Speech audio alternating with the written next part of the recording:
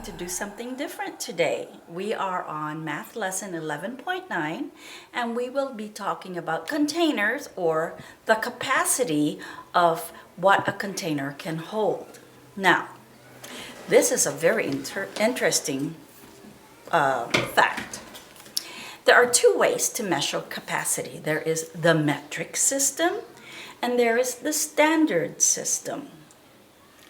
The whole world uses the metric system, except for 3 countries that uses the standard measure. And you know what 3 countries uses it? Liberia, Myanmar, which is formerly called Burma, and the USA. You might ask, why does the USA not use the metric system? Because they want to do it their own way. Basically, that's what it was. If I believe it was Thomas Jefferson who decided that using the metric system was too French. And so he decided that, well, no, America's going to use the standard form. But no matter, they're just different ways of measuring liquid. Okay? So sometimes you see it though, like your soda bottle, the biggest soda bottle, that's 2 liters. That's a metric system. And then the next smaller bottle would be 1 liter. Okay? But for America, we're going to stick to the standard measures. So here we go. The first measure is a cup. That's tiny. That's like your milk carton. This is 1 cup. The next standard measure is something that's twice as big as a cup. This is called a pint. So 2 cups is equal to 1 pint. The next standard measure is called whoa, I'm pulling it out of the box. It's a quart. And 2 pints is equal to 1 quart. Can you guess what the next measure is? If this is a quart, the next measure is, ta-da, a gallon.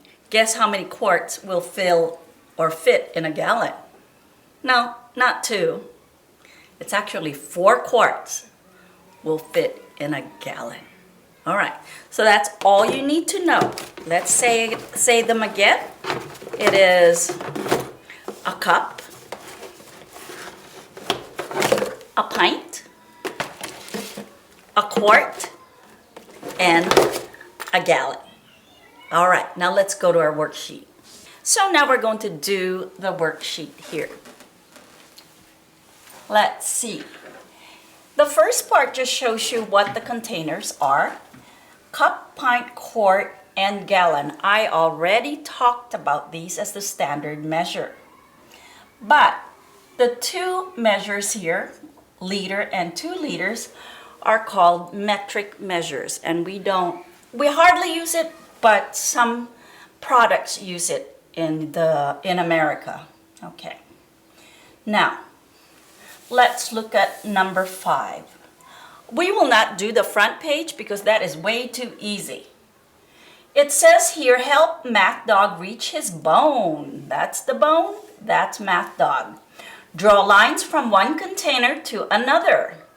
Follow this pattern. Lesser, greater, lesser, greater. Trace the shortest possible path. Sounds easy, but it could be complicated. Let's start with Math Dog because that's what your direction says. Now you have to decide which is less, the gallon or the cup. The cup, of course, is lesser, and the pattern is lesser to the greater. So let's go to the greater. Lesser, greater, lesser. So where do we go? Down here. Lesser, greater, lesser, greater, lesser, greater. Then we got to the bone. You can also do it this way. From this greater, you can go lesser, greater, lesser, greater. Okay? Whichever way you are correct. The next part we've never done before, so I would like to do at least 2 of them with you. It says write 2 fractions for each picture. If you notice, the cubes here have 2 colors. One is red and 5 of them are green.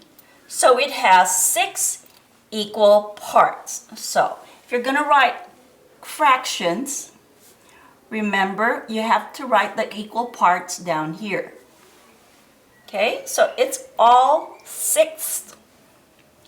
Let's look at the red cube. It's only 1 out of 6 parts, so we write 1 out of 6 parts. Now let's look at the green part. It is 5 out of 6 parts, so we write 5 out of 6 parts. Let me do number 7 with you, and you will do the rest by yourself. Let's look at number 7. 1, 2, 3, 4, 5 parts. So go ahead and write the bottom number of your fraction. Now let's look at the colors. The blue is 1, 2, 3 parts, and the red is 1, 2 parts. Good job. Now do the rest by yourself.